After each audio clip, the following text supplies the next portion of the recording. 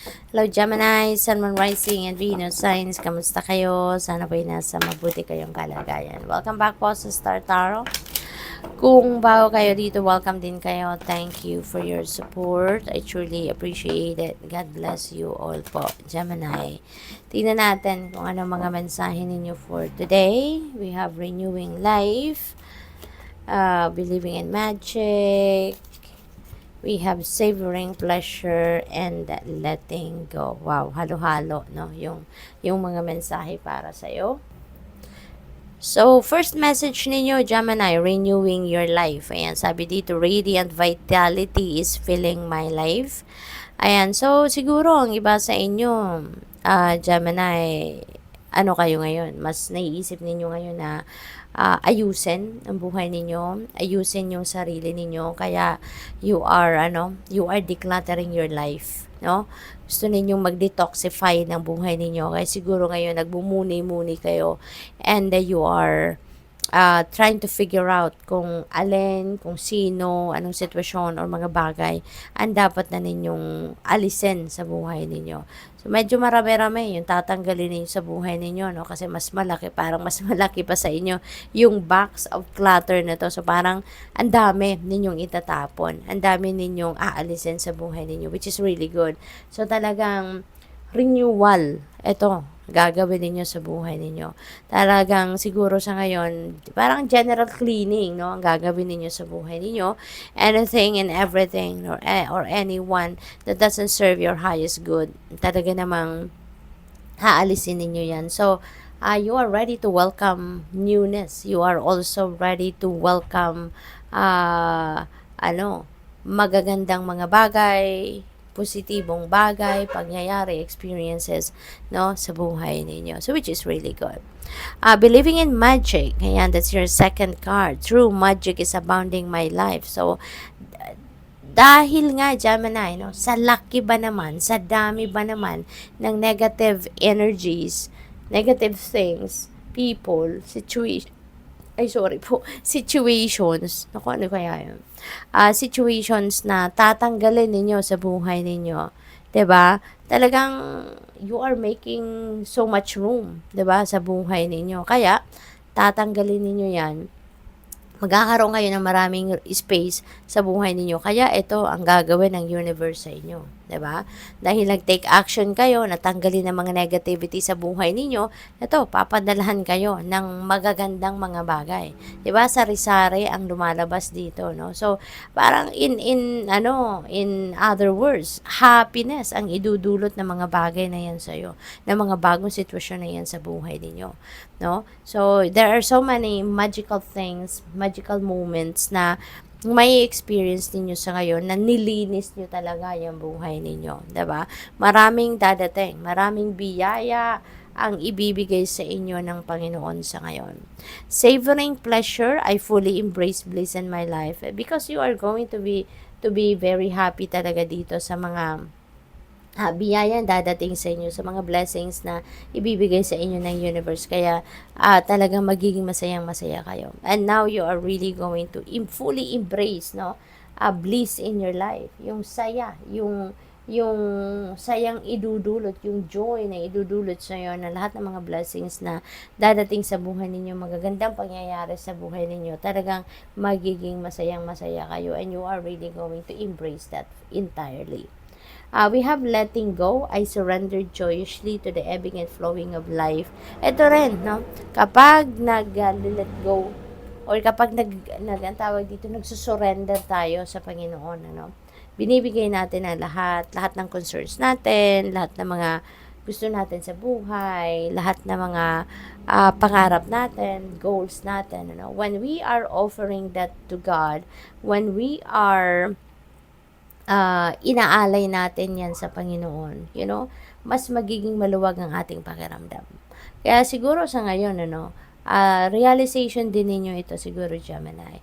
Kasi baka napapansin ninyo na kahit anong pilit ninyo, no, sa gusto ninyo mangyari, hindi pa rin nangyayari kung ano man yung gusto ninyo, kung ano man ang ini-expect ninyo. Kaya siguro sa ngayon, mas marirealize ninyo na I'd rather surrender to God. Kasi parang nagawa na ninyo ang lahat pero hindi pa rin umuubra, 'di ba? Yung gusto ninyo. Kasi nga we should always remember that everything happens in divine order and timing. So kahit anong gawin natin, pagpipilit, lalong hindi mangyayari yan kung hindi naman talaga yan para sa atin. 'Di ba nga may kasabihan, kung hindi ukol, hindi bubukol. Kasi everything happens in divine order and timing. If it's not meant to happen yet, kahit anong gawin natin, hindi pa rin yan mangyayari. 'Di ba? Mas lalo lang natin kino-complicate ang ating sitwasyon, mas lalo lang natin inilalayo, no? Kung ano man yung mga gusto natin sa buhay natin by insisting, by controlling the outcome, 'di ba, ng mga ginagawa natin. Kaya mas magandang let go and let God, 'di ba? Allow the destiny to unfold organically. Yung ganon. So, mas mapapansin ninyo na kapag nag-let go kayo, mas magaan ang lahat. Mas magaan ang journey, mas masaya kayo, mas magaan ang inyong pakiramdam, 'di ba? Kasi wala kayong stress, wala na kayong kinai-stressan at inalay niyo ng lahat sa Panginoon, 'di ba?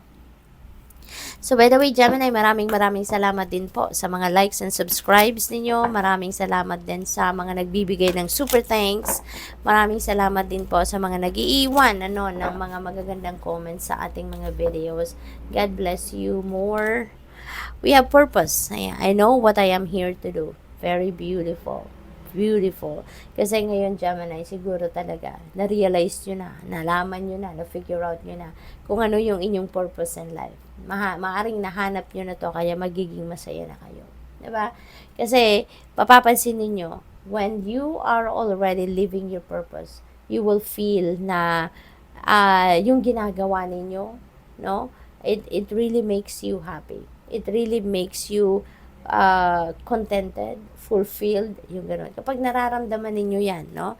May ginagawa kayo para sa sarili ninyo, para sa ibang tao, at naging masayang-masaya kayo. Malalim, no? Yung joy na nararamdaman ninyo, nakakatulong kayo sa ibang tao, nakakapagserbisyo kayo sa ibang tao, nakakapag-touch kayo sa buhay ng iba, ibig sabihin niya na you are living your purpose already, no?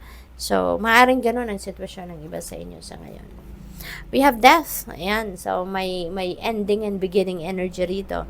Sabi dito, I am learning that endings are merely beginnings. That's very true, di ba? Kasi pag merong nagtatapos, merong magsisimula.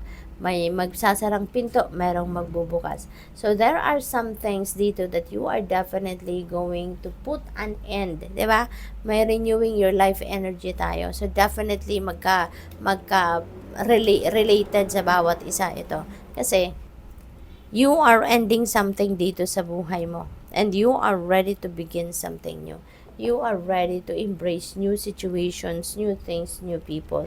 Kasi nga, alam mo, no, na hindi na yan nagsiserve ng highest good ninyo. Kaya, it's better to release it.